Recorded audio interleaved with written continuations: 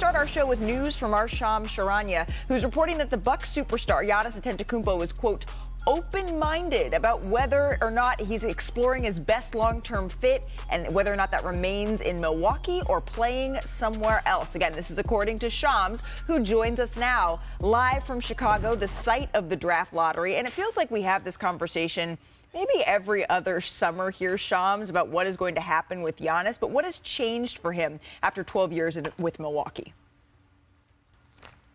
Malika, now is the time that Giannis Antetokounmpo, I'm told, is actively exploring what those best fits could look like outside of Milwaukee. Is there a sensible destination for him leaving a place he's been for 12 years as a Bucks player? And I would expect substantive conversations this week. All 30 decision makers are in Chicago. His representatives are in Chicago. Naturally, there will be conversations, and their general manager, John Horst, has made some massive moves over the last really 6 years to position this Bucks team into contention year after year after year. So why now for Giannis Antetokounmpo? And a lot of it is where they're at as an organization. They have one first-round draft pick that they can trade 6 years away from now. They're top-heavy salary-wise. They're really lacking high-level tradable contracts. And then there's that Damian Lillard situation, $54 million on your book, and his status for next season is very much in jeopardy. And so you cobble all that together. And as you know, Malika, Giannis Antetokounmpo has made it clear year after year, I want to be where I can win long term. But that moment of exploration is now. Well, as he continues to sort of weigh this, the list of suitors, I imagine, Shams, for Giannis, it will be extensive, it will be long. If, and that's a big if, he decides to leave Milwaukee, what's he looking for in a new franchise? First and foremost, a win-now spot that allows him to have sustainable long-term winning. And then I'm told another aspect of this will also be playing alongside a star player that will ease the burden and not being as exhaustive night after night.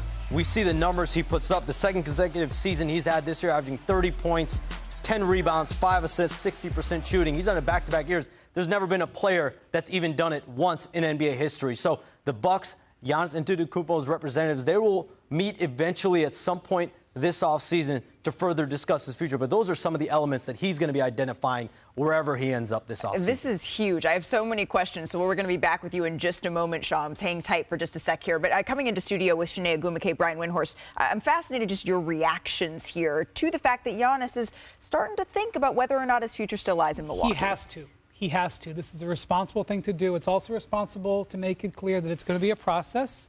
He has a set of decisions to make. He has a set of things he needs to watch. But the Bucks are in a position where they are at the end of one era, and I'm not sure that they can move into the next era. All of their key players, at least most of them, are older than him. Their draft assets are exhausted. I don't know if they're able to honestly be able to put a team around him. And with this draft lottery starting tonight, you're going to start to see teams be able to align what their assets are and what their teams are going to look like going forward. So to me, this is an intelligent thing to do. Giannis and his representation owe this to him, and we'll watch how this plays out over the next few weeks. But I will tell you, this is something that the teams have been waiting to hear. They've been preparing for this moment for a long time. You're right, Wendy. It's him doing due diligence, which I like and I respect as someone that is highly intellectual with how he approaches his career.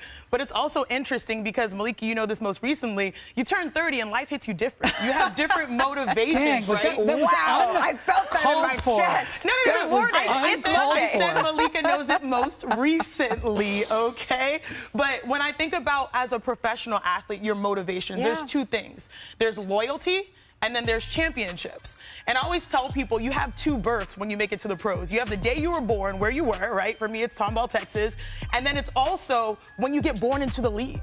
And being, you know, someone that has built and grown through Milwaukee, you have to weigh those things together on top of your pursuit of championships. We know that there are few players that attack the game as competitively as Giannis does, that treats it with utmost reverence. And I think this is him trying to negotiate and manage what those pursuits are, being loyal to where he's been and where he was born and where he's from, but also understanding that I have so much more to give. I am just 30 years young. I am in my prime. I'm a walking 30-piece on 12 rebounds and 60% shooting. I want to win. Does that mean the grass is greener elsewhere, or does that mean we still have a shot here? Look, Giannis keeps an incredibly small, tight circle. I will not pretend to be a part of that, but I did cover him for a number of years. And what I've learned about Giannis is not only is he a loyal person, but he's also a creature of habit. He literally, for a while, was taking the same route to the arena every single day. That's the type of attention to detail that someone like Giannis has. And so when he is weighing these sorts of things, I imagine it is very, very much not lightly, not just out of loyalty, but out of actually enjoying and liking and feeling a mutual sense of respect with this franchise, with the Milwaukee Bucks. And this is something that we're going to see play out over the course of the summer, but it's connected to today because of the assets that teams could be able to build. Can you just explain that a little bit, So Brian? there's two things going on tonight. You have some teams that are dying to have a player like Cooper Flagg and have set themselves up for months chasing the result that they're hoping to get tonight. And then there's a second set of teams that could potentially be competitive for the title or a high D playoff run next year, whose hand may improve dramatically tonight. For example, a team like the San Antonio Spurs that probably is 8th in the draft lottery, mostly because of injury, not because of their talent level. They've got 2 picks in this draft. If they jump up, they could become a Giannis suitor with a good hand.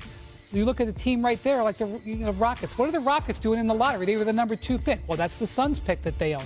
The Rockets pick, especially if it moves up into that top 4, all of a sudden that strengthens their hand in potential Giannis discussions. And a team like the Nets, who are in a rebuild, but potentially could really make an interesting play for Giannis, especially if their draft position improves from that 6th spot up into that top 2 or 3. Shams, can you just tell us what exactly is the process for determining that order and ultimately who will have the chance to draft Cooper Flagg or accumulate this asset?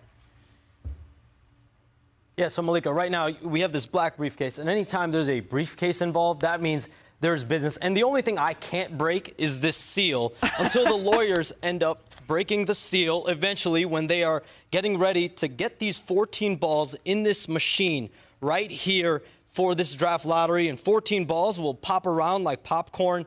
And then eventually there's going to be 4 balls that pop up that'll determine pick number 1, then pick number 2, pick number 3, and then 4. And they will be based on 4 4-digit combinations. And all 4-digit codes correspond with those teams. And there's 1,001 potential options and combinations. And the 3 teams with the highest percentages, as we know here, it's Utah. There's teams like Charlotte and Washington. So all have the same percentage chance to potentially get Cooper Flagg in that number 1 overall pick. You know, when Shams has a briefcase, he means business. They call him Shams Bond. Shams, thank you so very much for explaining that. Enjoy the lottery night and the hair, right? It's very smooth. Here's a look at the top 5 prospects in this draft. According to ESPN's Jonathan Givony, Cooper Flagg, of course, the top prospect, followed by the Rutgers duo of Dylan Harper and Ace Bailey. Shams is going to have interviews with some of those. Bobby, now that Giannis is, quote, open to exploration, that's according to Shams, what's next for Milwaukee? Well, I think, Malika, in the next, at least month here, you are gauging the market as far as how this roster can improve around Giannis. And when you meet with him, you're basically giving him the blueprint, whether that 2031 or 2032 first-round pick can turn into a player, whether Kyle Kuzma's contract can turn into another player. But here's the thing, Malika. The concern for me comes back to that Damian Lillard injury. If Lillard was healthy right now, we're probably not having this conversation. But as we know, he's owed $54 million next season, and we don't know when he's going to play. I think, Malika, they are going to play with fire if they are going to sell Giannis on a gap year here. And I think when you look at the Giannis equation, these are basically the 4 check boxes as far as what you are looking to get: draft assets, young players, sizable contracts. And if you're the team that's trading for him, if he does become available, are you still a win now roster? That's the most important thing here. Okay, so keeping all of that in mind, though,